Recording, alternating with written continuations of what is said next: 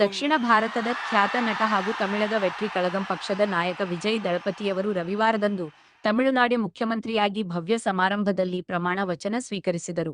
ಚೆನ್ನೈನಲ್ಲಿ ಜರುಗಿದ ಈ ಐತಿಹಾಸಿಕ ಕಾರ್ಯಕ್ರಮದಲ್ಲಿ ರಾಜ್ಯಪಾಲರು ಅವರಿಗೆ ಗೋಪ್ಯತೆಯ ಪ್ರಮಾಣ ವಚನ ಬೋಧಿಸಿದರು. ಅಭಿಮಾನಿಗಳ ಹರ್ಷೋದ್ಗಾರ ಮತ್ತು ಗಣ್ಯರ ಉಪಸ್ಥಿತಿಯಲ್ಲಿ ಅಧಿಕಾರ ವಹಿಸಿಕೊಂಡ ವಿಜಯ್ ತಮಿಳುನಾಡಿನ ಅಭಿವೃದ್ಧಿಗೆ ಹೊಸ ದಿಕ್ಕು ನೀಡುವುದಾಗಿ ಸಂಕಲ್ಪ ಮಾಡಿದರು. ಮುಖ್ಯಮಂತ್ರಿಯಾಗಿ ಪಟ್ಟ ಅಲಂಕರಿಸಿದ ಬೆನ್ನಲ್ಲೇ ತಮ್ಮ ಚೊಚ್ಚಲ ಭಾಷಣ ಮಾಡಿದ ವಿಜಯ್ ಅವರು, ಇದು ಕೇವಲ ವ್ಯಕ್ತಿಯೊಬ್ಬನ ಗೆಲುವಲ್ಲ, ಬದಲಾಗಿ ತಮಿಳುನಾಡಿನ ಪ್ರತಿಯೊಬ್ಬ ಸಾಮಾನ್ಯ ನಾಗರಿಕನ ಆಶೋತ್ತರಗಳ ವಿಜಯ ಎಂದು ಭಾವುಕರಾಗಿ ನುಡಿದರು. ಭ್ರಷ್ಟಾಚಾರ ಮುಕ್ತ ಆಡಳಿತ ಮತ್ತು ಸಾಮಾಜಿಕ ನ್ಯಾಯವೇ ತಮ್ಮ ಸರ್ಕಾರದ ಮೂಲಮಂತ್ರವಾಗಲಿದೆ ಎಂದು ಘೋಷಿಸಿದ ಅವರು, ರಾಜಕೀಯ ದ್ವೇಷವನ್ನು ಬದಿಗೊತ್ತಿ ರಾಜ್ಯದ ಸರ್ವತೋಮುಖ ಪ್ರಗತಿಗೆ ಶ್ರಮಿಸುವುದಾಗಿ ಭರವಸೆ ನೀಡಿದರು. ವಿಶೇಷವಾಗಿ ಯುವಜನತೆಗೆ ಉದ್ಯೋಗಾವಕಾಶ ಮತ್ತು ಗ್ರಾಮೀಣ ಭಾಗದ ಮೂಲಸೌಕರ್ಯಗಳಿಗೆ ಮೊದಲ ಆದ್ಯತೆ ನೀಡುವುದಾಗಿ ಅವರು ಇದೇ ಸಂದರ್ಭದಲ್ಲಿ ಸ್ಪಷ್ಟಪಡಿಸಿದರು. ಅಧಿಕಾರ ಸ್ವೀಕರಿಸಿದ ತಕ್ಷಣವೇ ಸಚಿವಾಲಯಕ್ಕೆ ತೆರಳಿದ ಮುಖ್ಯಮಂತ್ರಿ ವಿಜಯ್ ಅವರು ತಮ್ಮ ಚುನಾವಣಾ ಪ್ರಣಾಳಿಕೆಯಲ್ಲಿ ನೀಡಿದ್ದ ಪ್ರಮುಖ ಭರವಸೆಗಳ ಜಾರಿಗೆ ಮೊದಲ ಸಹಿ ಹಾಕುವ ಮೂಲಕ ಆಡಳಿತಕ್ಕೆ ಚಾಲನೆ ನೀಡಿದರು. ಪ್ರಮುಖವಾಗಿ ರೈತ ಸಾಲ ಮನ್ನಾ, ಸರ್ಕಾರಿ ಶಾಲೆಗಳ ಆಧುನೀಕರಣ ಮತ್ತು ಮಹಿಳೆಯರ ಸ್ವಾವಲಂಬನೆಗೆ ಪೂರಕವಾದ ವಿಶೇಷ ಯೋಜನೆಗಳ ಕಡತಗಳಿಗೆ ಅವರು ಅನುಮೋದನೆ ನೀಡಿದರು. ರಾಜ್ಯದ ಪ್ರತಿಯೊಂದು ಕುಟುಂಬಕ್ಕೂ ಉಚಿತ ಆರೋಗ್ಯ ವಿಮೆ ಮತ್ತು ಶಿಕ್ಷಣದ ಗುಣಮಟ್ಟ ಸುಧಾರಣೆಯ ಭರವಸೆಗಳನ್ನು ಈಡೇರಿಸಲು ಮೊದಲ ದಿನವೇ ಕಾರ್ಯಪ್ರವೃತ್ತರಾದ ಅವರ ನಡೆ ಸಾರ್ವಜನಿಕ ವಲಯದಲ್ಲಿ ಭಾರೀ ಮೆಚ್ಚುಗೆಗೆ ಪಾತ್ರವಾಗಿದೆ. ಹಳೆಯ ರಾಜಕೀಯ ಸಂಪ್ರದಾಯಗಳನ್ನು ಮೀರಿ ತಮಿಳುನಾಡನ್ನು ಮಾದರಿ ರಾಜ್ಯವನ್ನಾಗಿ ಮಾಡುವ ನಿಟ್ಟಿನಲ್ಲಿ ವಿಜಯ್ ದಳಪತಿಯವರ ಈ ರಾಜಕೀಯ ಪಯಣದ ಆರಂಭವು ರಾಜ್ಯದ ಜನತೆಯಲ್ಲಿ ಹೊಸ ಭರವಸೆಯನ್ನು ಮೂಡಿಸಿದೆ. நெஞ்சில் குடியிருக்கும்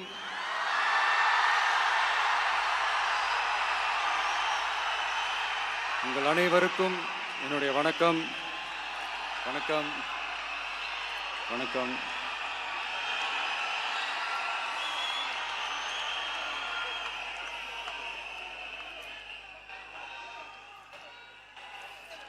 என்ன சொல்றது, எப்படி ஆரம்பிக்கிறதுன்னு தெரியல.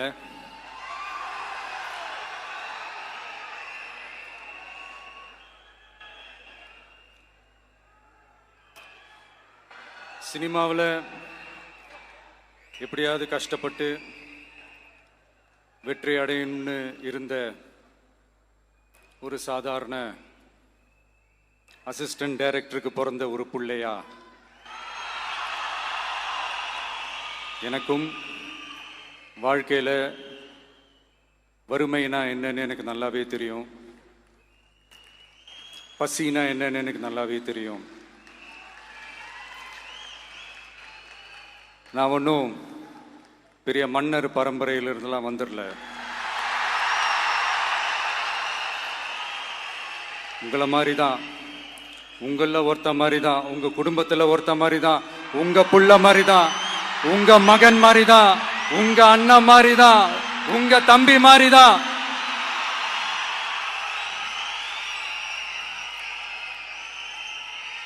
அப்படிதான் நான் உணர்றேன். நீங்களும் என்ன அப்படி நினைச்சதுனால தான் சினிமாவில் எனக்கு ஒரு மிகப்பெரிய ஒரு இடத்த ஒன்று கொடுத்தீங்க. இப்போ அதையெல்லாம் விட்டுட்டு உங்களுக்காக நன்றி கடன் செலுத்துறதுக்காக அரசியலுக்கு வந்த உங்க விஜய, இந்த விஜய, நீ வா விஜய், நாங்களா இருக்கோம், பாத்துக்கிறோம். விஜய் தம்பி நீ வா, நாங்க இருக்கோம். விஜய் தம்பி நீ வா, நாங்க இருக்கோம். அண்ணா நீ வாடா, நாங்களா இருக்கோம். நண்பா நீ வா நண்பா, நாங்களா இருக்கோம்னு சொல்லி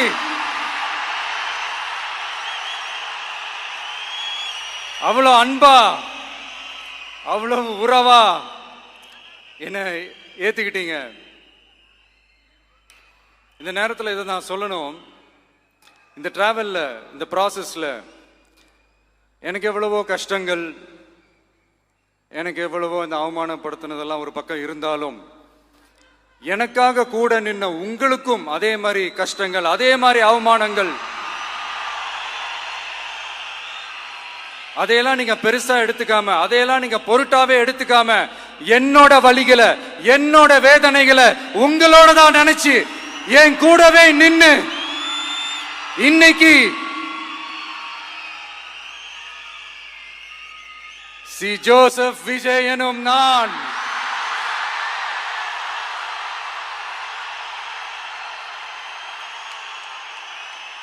அத உண்மையாக்கி இருக்கிறீங்க. உண்மையிலே எனக்கு என்ன சொல்றதுன்னு எனக்கு தெரியல.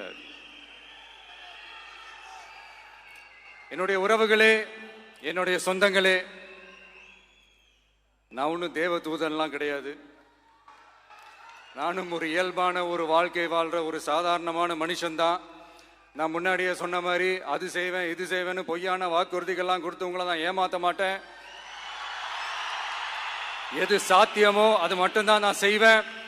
இம்மிடியட்டா உங்க மனசுல ஒரு கேள்வி ஒண்ணு வரலாம், அப்ப சாத்தியம் இல்லாததை செய்ய மாட்டாங்களா, செய்ய முடியாதா அப்படின்ற ஒரு கேள்வி ஒண்ணு வரலாம்.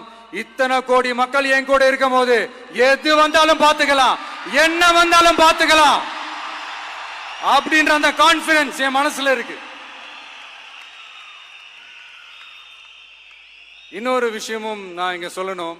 இன்னைக்கு நம்ம தமிழ்நாடு கவர்மெண்ட் இருக்கிற அந்த நிலைமையை பத்தி நான் உங்ககிட்ட நான் சொல்லணும். கிட்டத்தட்ட 10 லட்சம் கோடிக்கு மேல கடன் வாங்கி வச்சுட்டு போயிருக்கிற இன்னைக்கு அந்த தமிழ்நாடு அரசு இருக்கிறப்போ, கஜானாவை சுத்தமா தொடச்சி வலிச்சு வச்சுட்டு போயிருக்கிறப்போ, தூக்க முடியாத சுமையை ஏத்தி வச்சுட்டு போயிருக்கிறப்போ,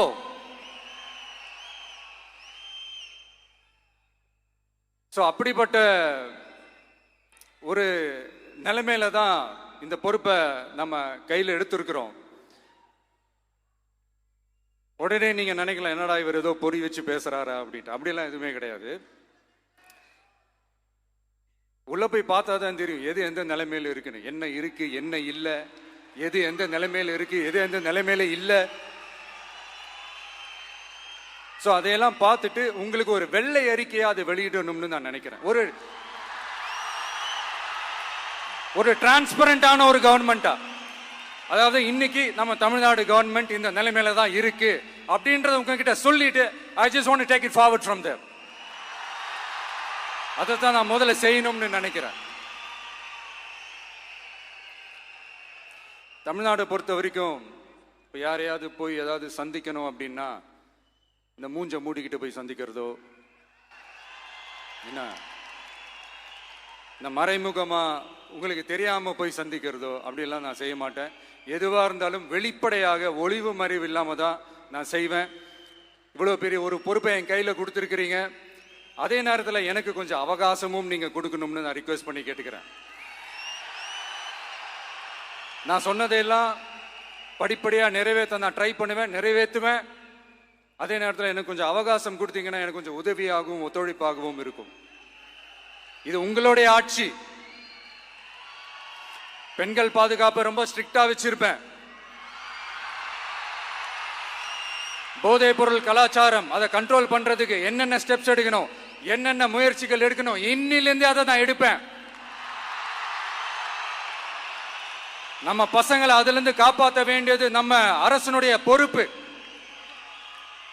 அதே மாதிரி சட்டம் ஒழுங்கு எல்லாருக்குமான பாதுகாப்பை நான் உறுதிப்படுத்துவேன். என்ன அவமானப்படுத்தினவங்களாகவே இருந்தாலும்,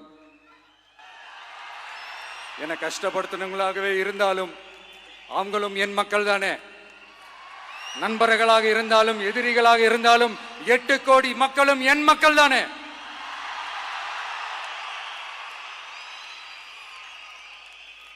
அது மாதிரி இந்த அடிப்படை விஷயங்கள், கல்வி, ரேஷன், மருத்துவம், குடிநீர், சாலை வசதி, பஸ் வசதி, இந்த மாதிரி விஷயங்கள்ல தான் என்னுடைய முதல் கவனம் செலுத்தணும்னு எனக்கு தோணுது. நான் முன்னாடியே சொன்ன மாதிரி மக்கள் பணத்துல இருந்து ஒரு பைசா கூட நான் தொட மாட்டேன். எனக்கு அது அவசியமும் இல்லை. அது உங்களுக்கு நல்லாவே தெரியும். இந்த விஜய் தப்பு பண்ண மாட்டான், தப்பு பண்ணவும் விட மாட்டான். அது யாராக இருந்தாலும் சரி, என்னோட கவர்மெண்ட்ல என் கூடவே இருக்கிறவங்களாகவும் சரி, விட மாட்டான். சப்போஸ் யாருக்காவது அப்படி ஒரு எண்ணம் மனசுல இருந்துச்சுன்னா, நம்ம ஜெயிச்சிட்டோம், ஒரு ஆட்டம் ஆடி பார்க்கலாம் அப்படின்ற எண்ணம் யாருக்காவது இருந்துச்சுன்னா இப்பவே இந்த நிமிஷமே அதை எரேஸ் பண்ணிருங்க.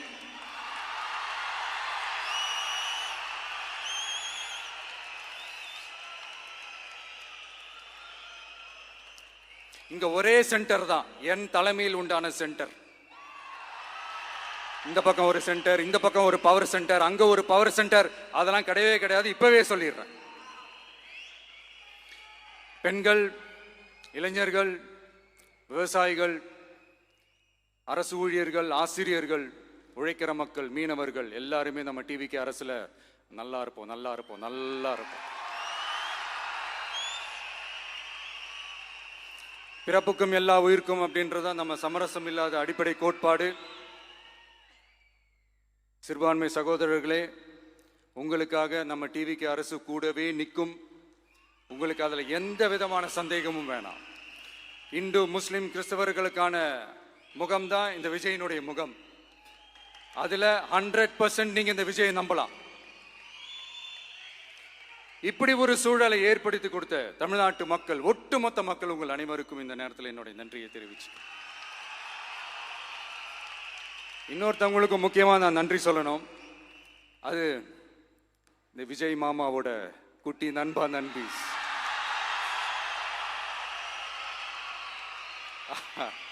அவங்களால தான் இது நடந்திருக்கு. உங்களுக்கு எப்படி நன்றி கடன் செய்யணும்? உங்களுக்காக உங்க ஃபியூச்சரை மைண்ட்ல வச்சுக்கிட்டு எல்லா நல்ல விஷயங்களையும் உங்களுக்காக இந்த விஜய் மாமா செஞ்சு கொடுப்பான். கான்ஃபிடண்டா இருங்க. அதே மாதிரி இன்னொருத்தவங்களுக்கும் நான் முக்கியமா நன்றி சொல்லணும். உங்களை எப்படி நான் மறப்பேன்? நீங்க தான் என்னோட உயிராச்சு.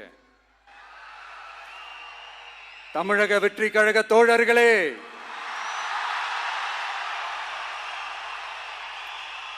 உண்மையில சொல்லனா நீங்க இல்லைன்னா எதுவுமே இல்லை.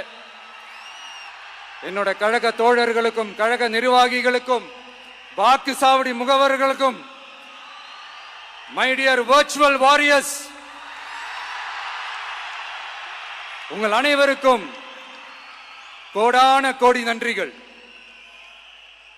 வாங்க எல்லாருமா சேர்ந்து ஒரு ஃப்ரெஷ் கவர்னன்ஸ், ஒரு நியூ கவர்னன்ஸ் ஒன்று கொடுப்போம்.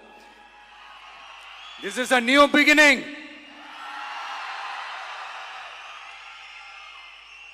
A new era of a real, secular, social justice starts now.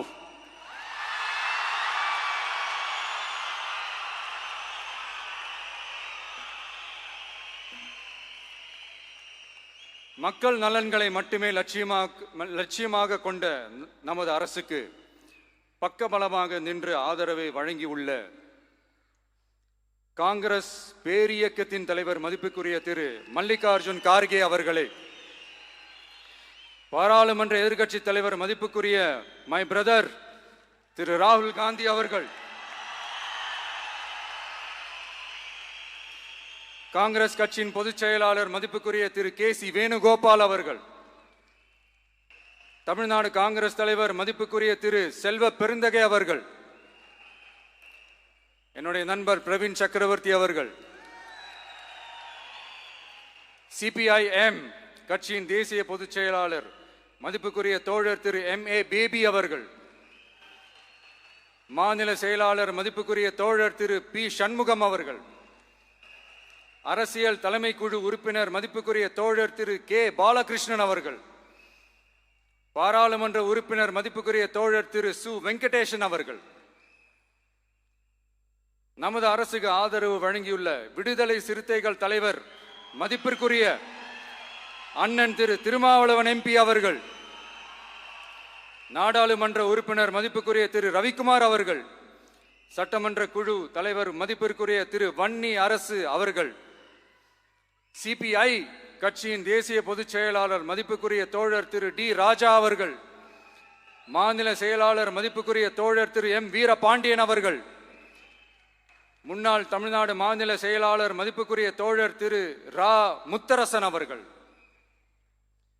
இந்திய யூனியன் முஸ்லிம் லீக் கட்சியின் தலைவர் மதிப்புக்குரிய டாக்டர் திரு காதர் மொய்தீன் அவர்கள், நாடாளுமன்ற உறுப்பினர் மதிப்புக்குரிய திரு நவாஸ் கனி அவர்கள், உங்க எல்லாரையும் வருக வருக என்று வரவேற்கிறேன்.